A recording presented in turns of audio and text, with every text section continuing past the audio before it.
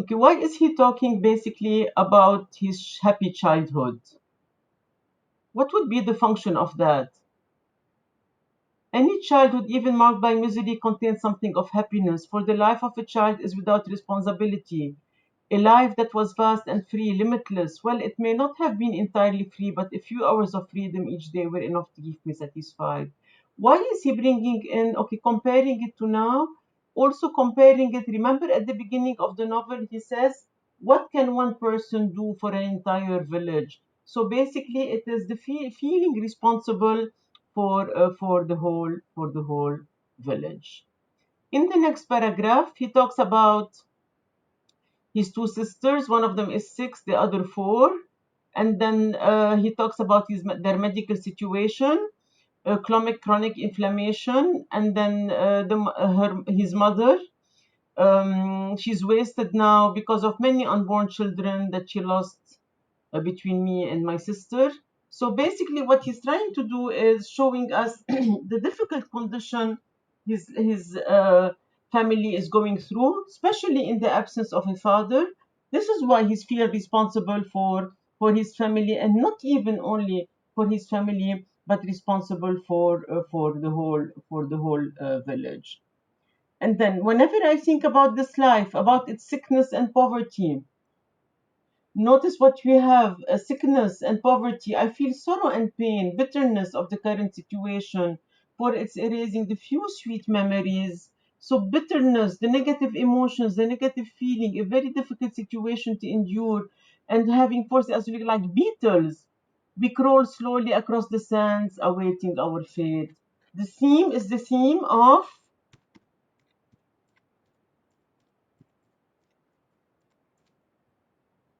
dehumanization, comparing himself and the people living there as beetles.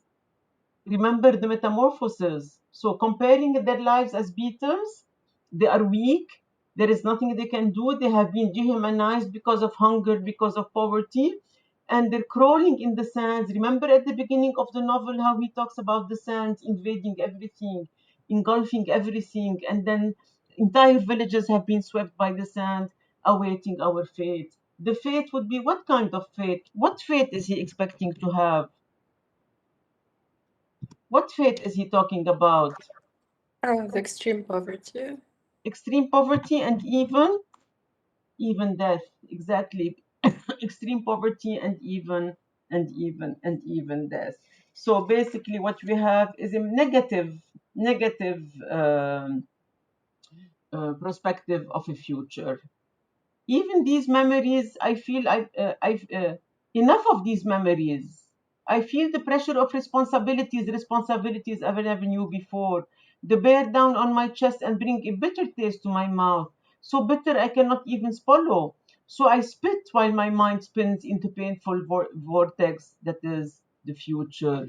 So notice responsibilities, memories are useless. What's the point in remembering stuff? So bitter taste, spitting. Remember at the beginning of the novel, we said that spitting is an important motif. When did he spit at the beginning of the novel? When he was talking about the dryness of the sand, and usually when he talks about his father, he would also spit. The painful vortex that is the future.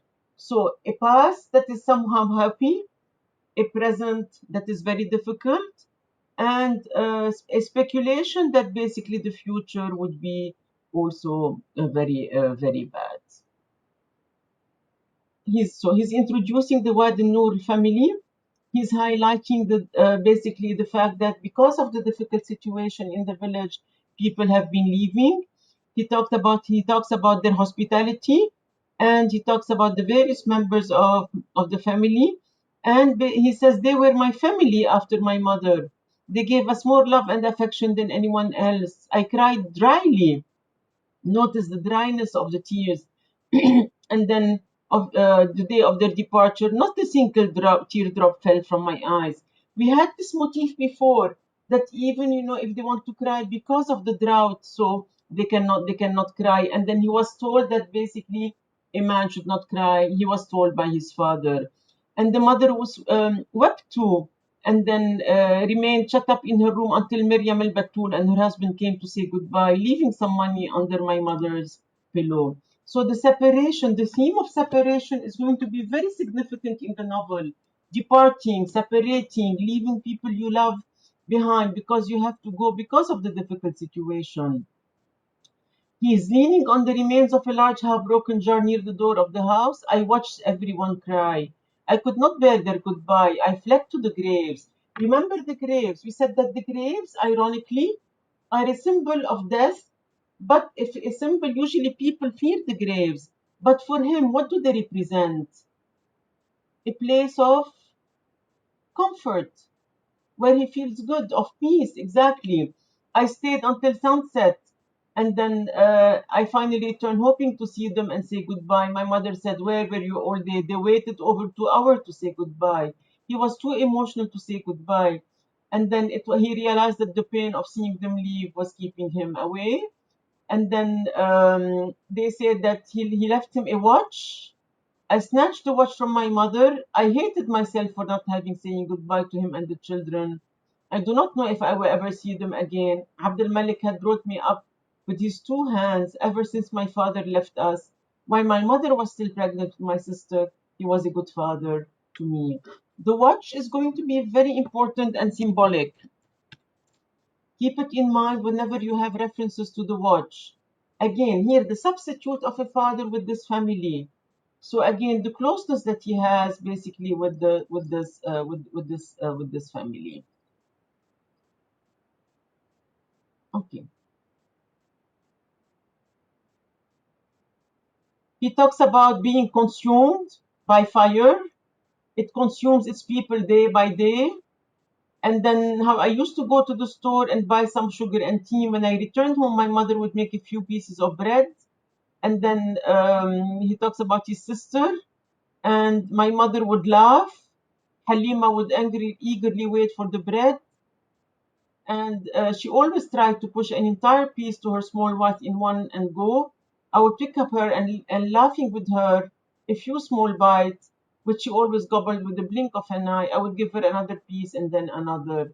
So he's showing basically how they were eating, what they were eating, even if it is only bread. They were happy, they were enjoying life, in contrast to starvation. Until she started to play with the bread, and I would take the piece from her and eat it myself. And he would ask the mother, they would ask the mother, "Don't you want to eat something?" I always ask my mother, "No, I'm not hungry." And we know as a fact that she's keeping the food for the family. I knew she was going hungry to make sure her children had enough. She always refused, but I used to keep at it until she reluctantly ate a bit. So the mother is a typical mother who sacrifices her needs to satisfy others, a kind mother, and he's also a kind son because he's taking care of his mother. After wandering through these thoughts a long while, I go into the house and return with a cup of tea. I sit down. I grab another stick. Remember the stick? When did we have the image of the stick in the novel?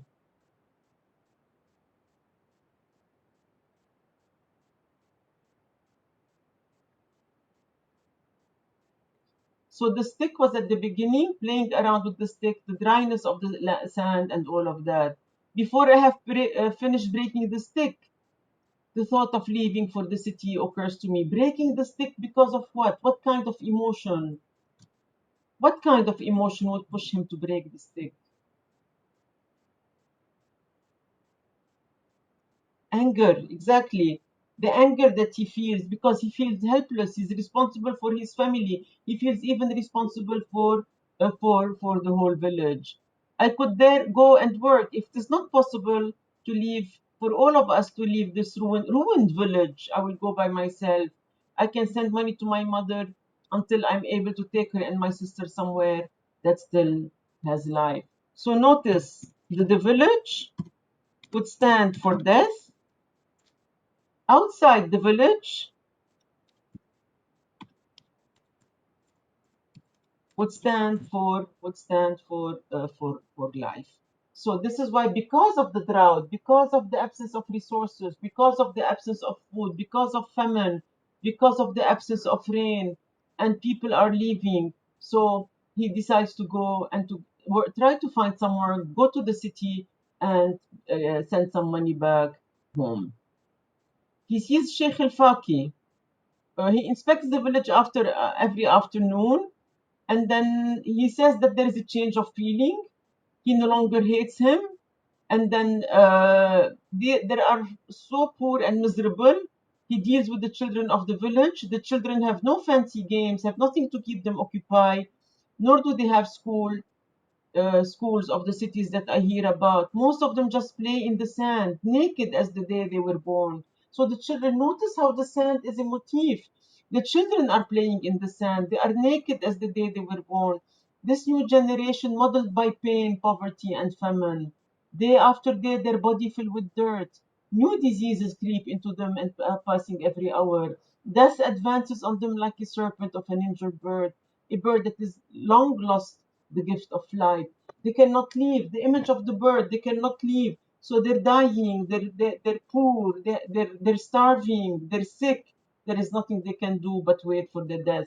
Our village has changed. I was proud of it when I was younger. It used to be green. Notice how we already talked about it. The past used to be green. I used to be happy among its palms. Notice the importance of palms.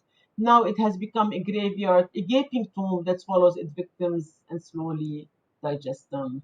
The village has become a graveyard, a common graveyard, taking everybody's lives away. And then basically, what would happen? All of them are going to die if they remain there. Um, Seeing all of this, I hate for any other burdens to weigh down on the village, um, whether from Sheikh Al Faki or anyone else. We need medicine as we need food. We need food more than knowledge.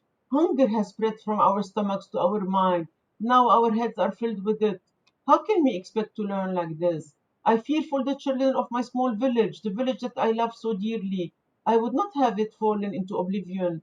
I want to die here. I want to bury it in that graveyard where I so often hid from the punishment of my father. I feel closer to the graves than I do to him. I harbor certain love for them that I never bore for my father, for they protected me from his beatings. I used to sit among them for hours singing. I was the sole composer of the song, the lone conductor, and their only audience. This is a very powerful section dealing with basically the need of food, describing the hunger. Knowledge is not as important as food, and basically his love for the village. Remember what we talked about when we talked about 31 beautiful green trees. We talked about topophilia. Topophilia is love of place, and then preferring the dead to his father, because the dead basically in the graveyard were protecting him from the violence of the father. He would go there, play songs, sing, compose songs, and then the dead people would be his audience. I used to listen to stories about jinn and demons that we said to live in the graveyard. I was never scared of them. I always felt safe among the graves. No fear could reach me in that place. Stories of jinn and demons. Is that superstition? What do we have? An element of superstition, stories that people would invent about jinn and demons and all that. But he felt safe over there, and then he would not feel any kind of fear, contrary to the fear of being beaten by his father. Okay, he sees Sheikh Faki approaching. He talks to him. How well can one be in our village? Again, because of what? Because of the drought. He draws near his eyes. As he draws near, his eyes scour the ground in search for a rug. He wants to chat and drink a cup. He wants to talk. He wants to talk, and then and drink some tea as usual. I point to a sheepkin that my father used to pray on in front of the house whenever he wanted to demonstrate his piety to the village. He takes off the sandals, and then, haven't you heard anything about your father? Basically, he tells him that he doesn't want to deal with him. So the theme of alienation from his father versus the closeness to his mother, sister, and the family that departed,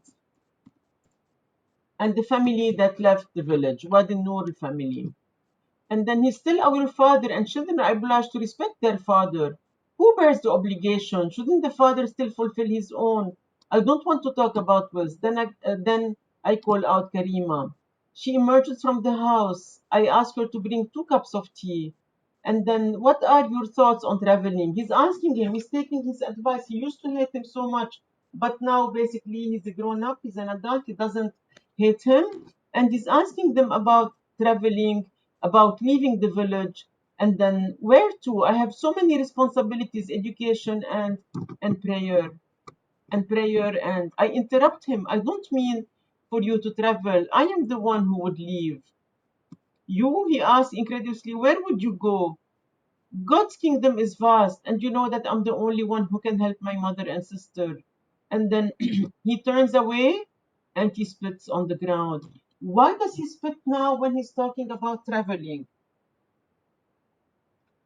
Why does he spit now that he's talking about traveling?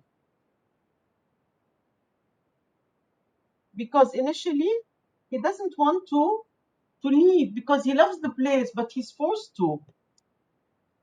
Sheikh Al-Faqi stares at me. I'll go to the city. Remember the title of the story, Cities Without Parts, and try to find work.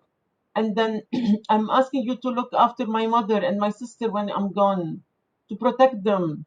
I'll send whatever money. He's telling him he wants them to protect his family, and basically he would leave because that's the only way to help them financially.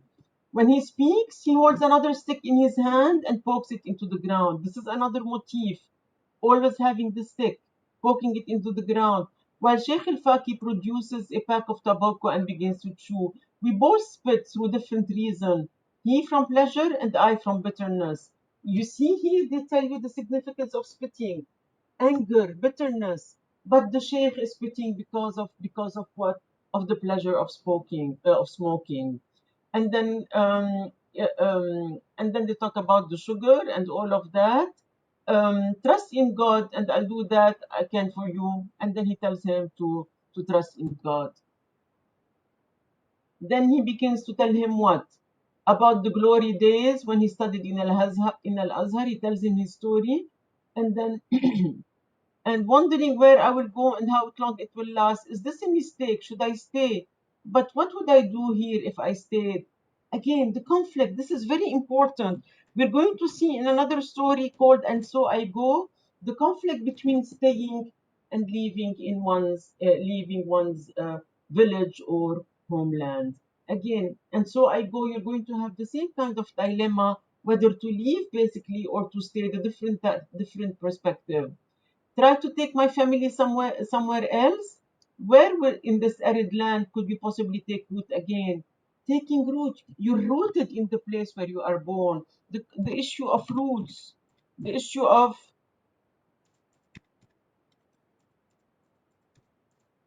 belonging. He's still breaking the sticks. What would symbolize breaking the sticks? What does it stand for?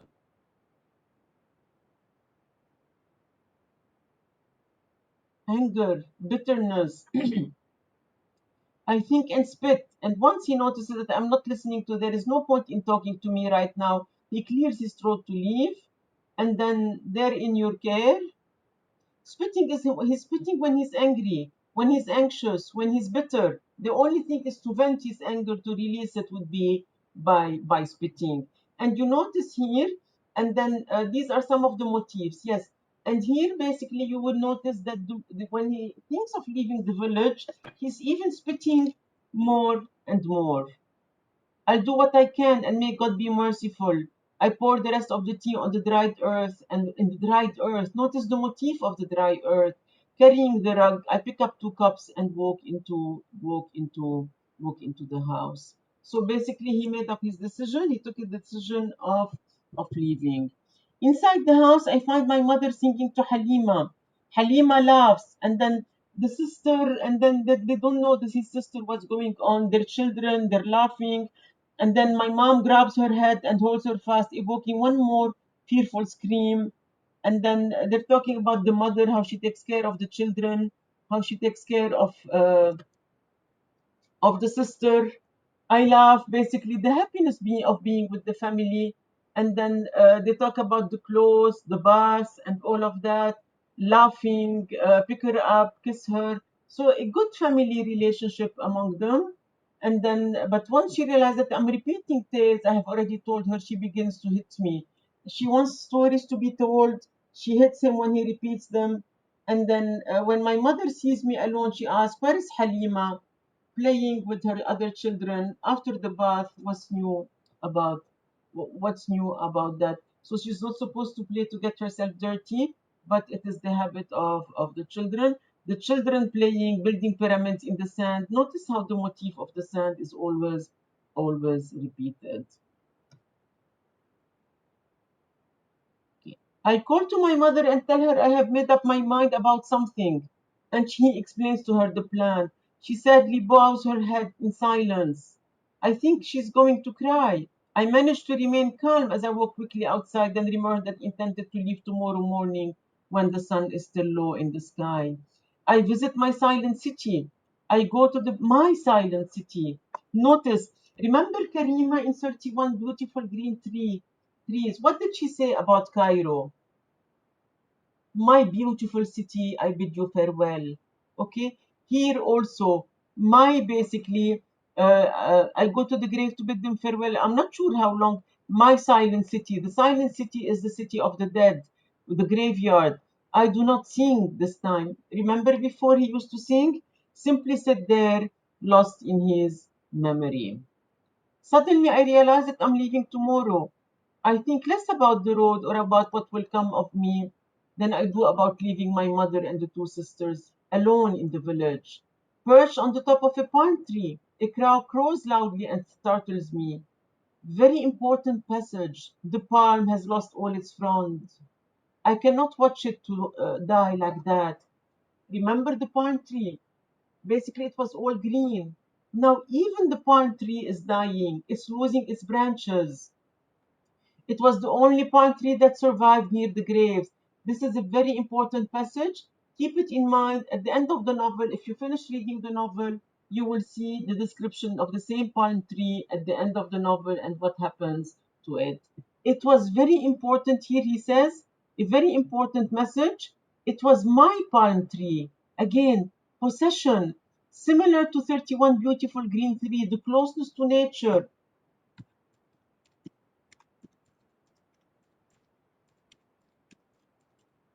the closeness to nature, similar also to the closeness to nature in a handful of dates. Remember in a handful of dates where Mas'ud says, be careful how we deal with the palm trees because the palm trees have feelings and emotions. Be careful not to cut the heart of a palm. So all of these elements would show the closeness to nature. I was its soul keeper. The children never approached it, for many tales of jinn and demons kept them away from the graveyard. I could always have as many of his green drapes as I wanted. We have shared so many memories, the palm and I. So what do we have here? What is he doing?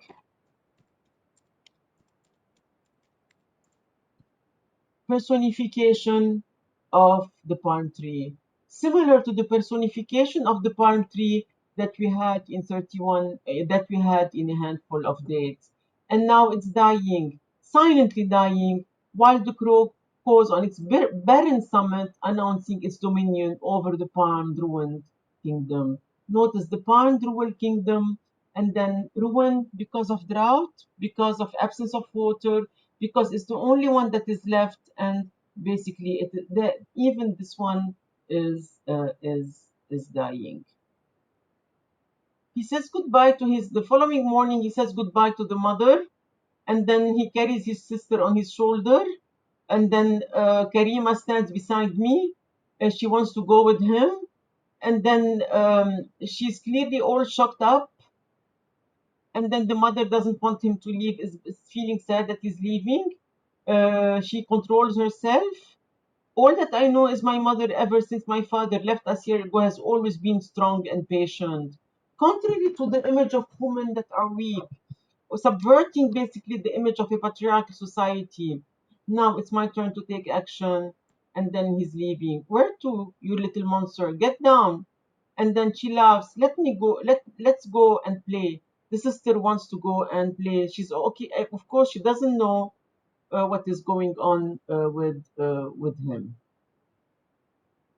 He gets her out of the shoulder. Basically, I'm going to eat it to eat you. Again, the way he plays with her, she laughs. We play a little until I'm worn out, and then she remains full of energy. He basically, the farewell section, compare it. You're going to see to, and so I go. The farewell, and so I go. I give my mother a long hug, kiss her, and then she gives him an amulet. Remember the watch that was given by the family, and the amulet given by the mother, and then she inherited from the mother when she gave birth to me. She inherited from the mother. Okay. She puts it around my neck, and then she says basically it will ward off any kind of disaster. It will protect him. And then he takes a small bag made of palm frond. Even the bag is made of palm branches, palm fronds. Okay, and then he walks out of the door. You have dust into his eye, filling them with tears. My mother holds onto one of the sisters. I walk basically watching the three of them. They wave goodbye. I rub the dust and tears from my eyes. He's crying because he's leaving them. He passes by Sheikh Faki, and he reminds him about the family that he's going to write. And then he gives him a document that has his name. He tells him that this is the identity card. Notice how primitive they are. He doesn't even know about these things. He carries it with him to the city, and then a pouch that has little money on his waist.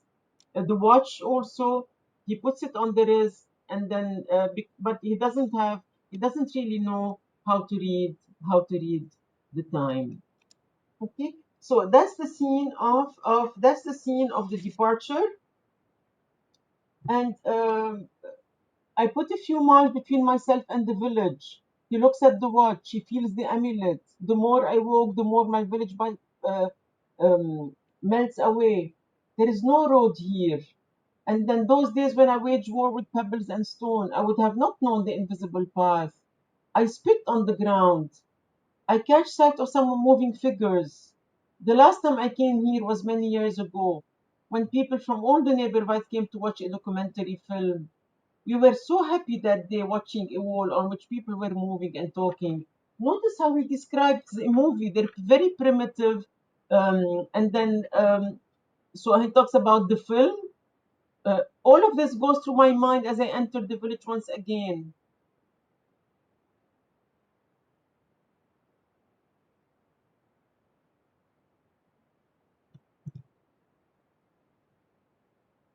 Okay, and then I'm still bigger than it is still bigger than the village, not better off. So notice comparison of between the villages, but the same cracked 30 earth just devoid of plants and crops, the same waiting, the same subdued, dejected eyes on the face of the old, the same destitution, the same fears in the eyes of the young. I hear the same cry from the children. There is nothing new here. So even if it is another village, what do we have? The same kind of devastation, the same kind of hunger, the same kind of hunger, dejection, sorrow. He asked about the van. It makes the trip. He wants to take the railway. And then I tell him that I will be traveling with him. The engine is running. The driver stands up. Again, he's describing basically the trip. Their faces are lifeless. Some of them stare blankly out of the window into space while others talk and laugh in voices shrill and cracking of whips. Lifeless. I wearily lean my back in the corner of the van. Dust kicks and covers our faces. We look like we have been straight from the grave. And then the destitution, the grave, the dust, the desolation, the hunger. And then he's thinking about his mother and sister that he left in Wadi Nar. He wakes up suddenly, and then basically when in the van it stops a little, the tire have been stuck into the sand. He curses the car, he curses the man, and then they go out to help him, and they're trying to get out of this basically being stuck. And the conversation with the passengers, and they offer him a cigarette, and they're asking about your name and his origin. So the theme of identity is going to be quite important. The conversation is interrupted by the driver getting out, cursing and swearing. The driver has gotten lost. Everybody starts cursing him, and then he takes a seat beside the driver to better see the way. This is the second crisis passes. The first one is being stuck in the sand, the second one being lost. And then I can almost feel my bones snapping beneath my skin. The driver voice rises out, the railway. They're driving into the railway. We all get out and quickly ask about the train heading to the capital. The others tell me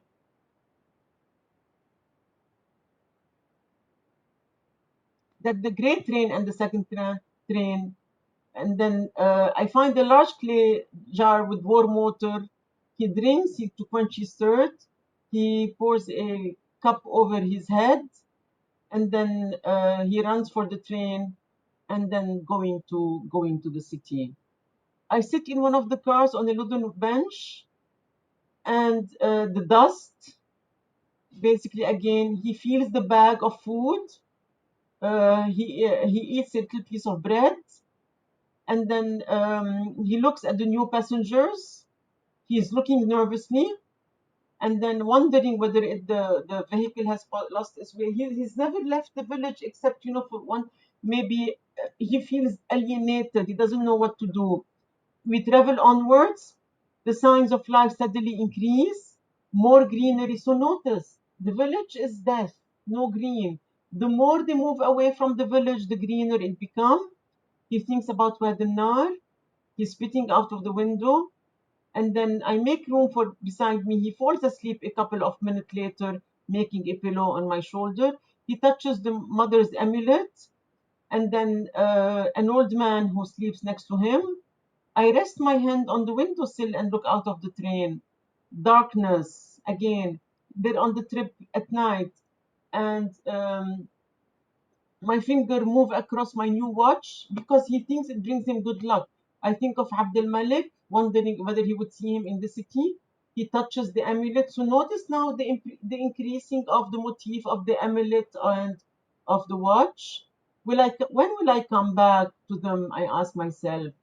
I sleep the rest of the way, oblivious of just how many hours have gone by, and then the curiosity has left him exhausted. And then the morning comes quickly. All sorts of voices, tender, harsh, pleasant, hidden, rise and fall. Everyone begins to gather their belonging, and then getting ready to get off the train. And then I peer out of the window and think, this must be the city. This is how the people describe it in the story. So he had never been in the city. This is how people describe basically the city in their stories. Any question about it? The themes. We already mentioned the previous themes. Now, departure, separation, anxiety, new setting, life in the city, green outside the village. Basically, the financial situation is quite important. The emotional perspective, the crying because of the separation, the feeling of obligation, the feeling of responsibility towards his family, the motifs that would come back also, and the symbols of the watch, the amulet, the watch given by the family, the amulet given by the mother, the bag that is the bag made of palm trees, palm branches, and then hoping to see the family again. being disoriented, being alienated because of the new life.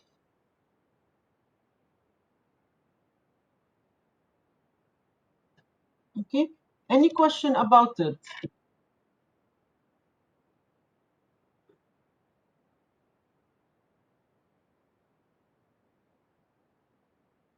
Okay,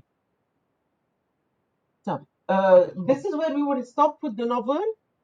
We're going to move on with the stories, and depending on how much time, we might pick it up or we will see what will happen. But I would like to finish the other stories first. If we have time, we will move on, but you will be responsible for the novel on not for the novel on if you want a bonus question for the exam. Okay, any other question or comment? No, So, so there are two novels. no, one novel. This is the only novel. The one called about uh, uh, dates. I don't know the name. A Handful of Dates is a short story that we discussed. It's not a novel. We finished it. Oh, okay. A Handful of Dates is a short story that we discussed already. We finished it, okay? Okay. It's not a novel. It's very short. It's 4 or 5 pages. Yes, yes. How many stories do we have for the final exam? Okay, it's on the syllabus. Let me check the syllabus. 1 minute. You have let me see.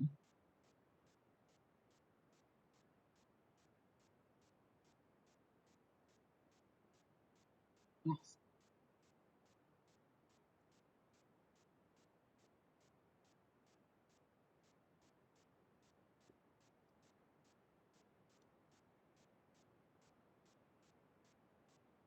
You have I'm trying to open the syllabus. Okay, let me open it without sharing it. Okay, easier.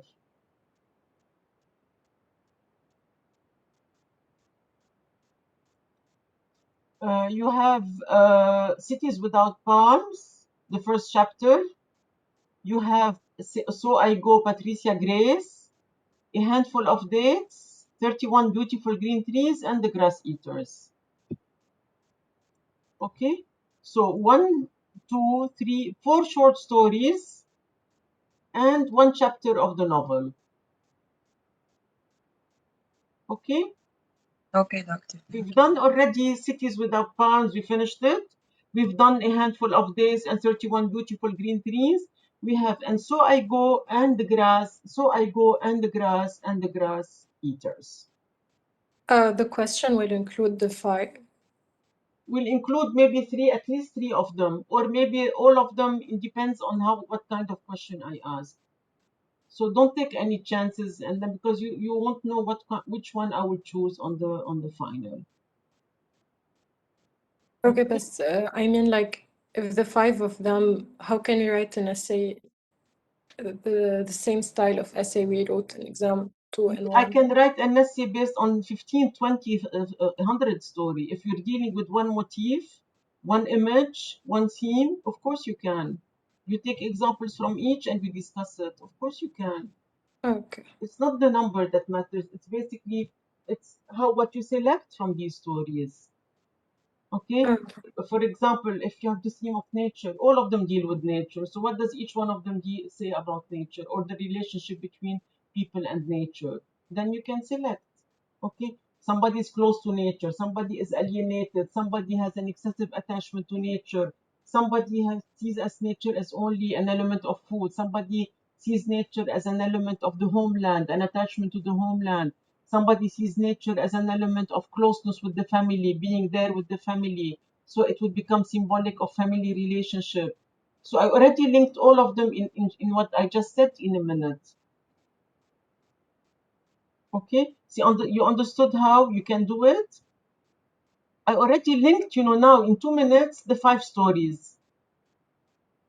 Of course, we'll have a review session, but once we finish, okay, we will have a review session, Akid. Any other question? Don't worry about it, but deal with the stories. Every day we discuss one. Focus on it. Don't waste, till the end to deal with all of them. Okay, then you'll have a hard time. Okay? If you have no other questions, you can leave.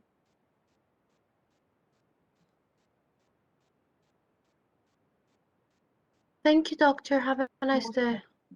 You're most Doctor, what did you say real nature? Because it's lagging a lot today. What did I say?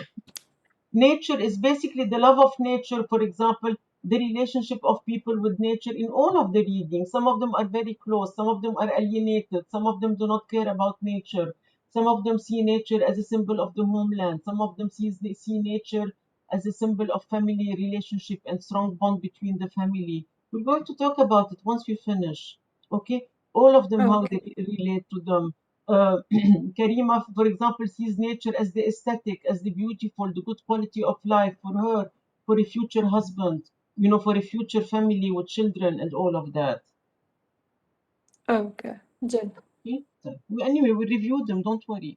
We're going Okay. And doctor, are you giving any class in summer for a friend? No, I don't teach in the summer. Okay, good. No, I Thank will. you. You're welcome. Are you registering already for the summer? Yes. Hello. No, in a week. In a week. Okay. Okay. Thank you, doctor. You're most welcome.